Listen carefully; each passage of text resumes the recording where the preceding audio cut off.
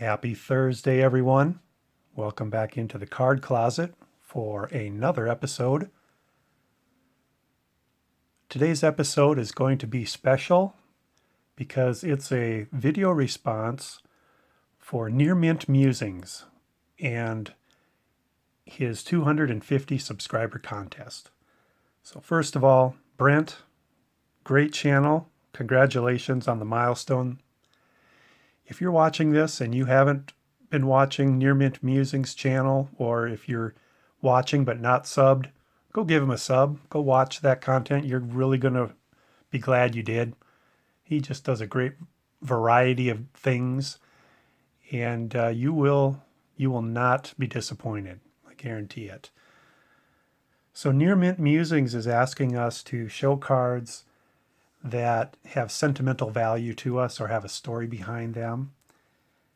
And as a Red Sox collector who grew up in the 80s, mostly, the first thing that came to mind was that 2004 World Series and everything that went along with it. At the time, we thought we'd never get a championship. I was watching live in 1986 when that grounder went through Bill Buckner's legs.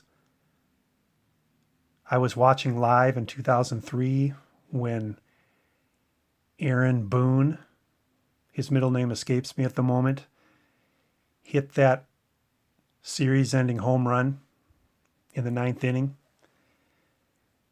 And I remember between the 2003 and 2004 seasons saying to myself, I'm never going to see the Red Sox win a World Series. It's just never going to happen.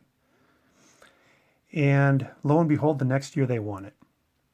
And so I kind of went Red Sox crazy after that. I bought every newsstand magazine that I could get my hands on that had the Red Sox on the cover for winning the World Series after the 86-year drought. And I also picked up these commemorative sets. So these hold a lot of sentimental value to me because they commemorate winning it all just 12 months after I was in a moment of despair thinking they're never going to win it.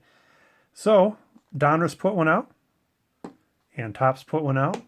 These are both available on eBay for about the same price that I paid for them back at the time. So there's no great monetary value to these, but they have great sentimental value.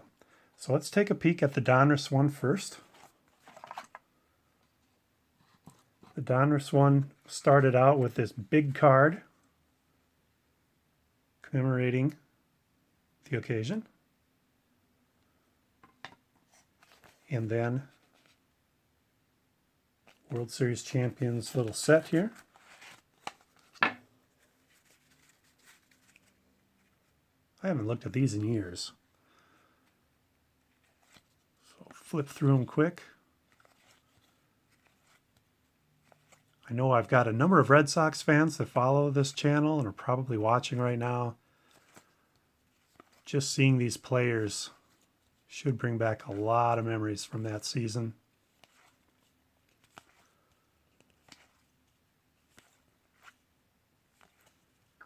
It was a good year to be a Red Sox fan. And who knew that 14 years and a week later, after the first one, we'd have 4. Just totally amazing. So that's the Donruss one. The Red Sox have been fortunate this decade or century, millennia. So these are the cards that came in this box. It started off with a little envelope like this that had this card in it, the floating heads, and then the cards in the box look very similar to the regular issue cards from that year, except they have the World Series emblem down in the corner. So don't see any blood on that one. I believe those were night games, if I recall. But yeah, look at all these memories here.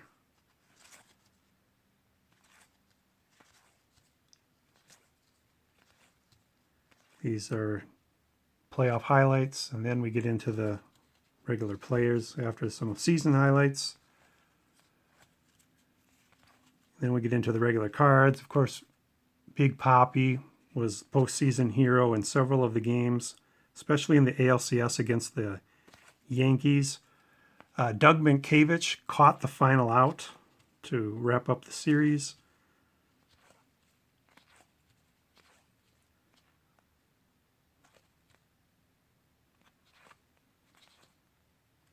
Ellis Burks, who had left the Red Sox 12 years earlier, came back, did not play in the series, but was on the team.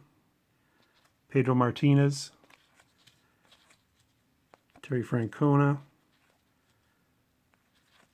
Schilling had some big wins. Lowe had some big wins. Dave Roberts, big stolen base in Game 4 of the ALCS, turned everything around. Keith Folk was the pitcher on the mound for the final out, caught the comebacker and flipped it over to first base for the final out. Wakefield was vindicated because just the year prior he had given up that home run to Aaron Boone. Mark Bellhorn, Game 1, 8th inning, hit that home run off the pesky pole in right field of Fenway to put them ahead and ended up winning that game. Johnny Damon, who can forget the final game of the ALCS against the Yankees when he hit a 2-run homer and then a grand slam, put the game out of reach early. Millar was just their clubhouse and spiritual leader. Manny was being Manny, of course. And then Scott Williamson, trivia, he was and potentially still is the only member of this team to have sold their World Series ring. I know he was the first. I guess I don't know for sure if there's been any since then, but that was kind of a controversial thing at the time. But I think he was going through some personal issues and needed the money. But anyway, that's the sentimental moment that came to mind first. If you're not a Red Sox fan, you maybe just don't understand. Maybe if you're a Cubs fan, you do. But winning that World Series in 2004 meant an awful lot. All of a sudden, Red Sox hats were showing up around town in the weeks following that, and you'd pass somebody in the store, they'd be wearing a Red Sox hat, and of course I was wearing one, and you just look at each other, and you nod at each other, and you give a little smile, and you just keep on walking by. And I remember that happening several times in the weeks following that game. So thanks everybody for watching. And once again, thank you, Brent, for holding the contest. Congratulations once again on 250 subscribers. Great milestone. Love your channel, Brent. Glad to call you a friend. So take care, everybody, and we'll talk to you again soon. Bye.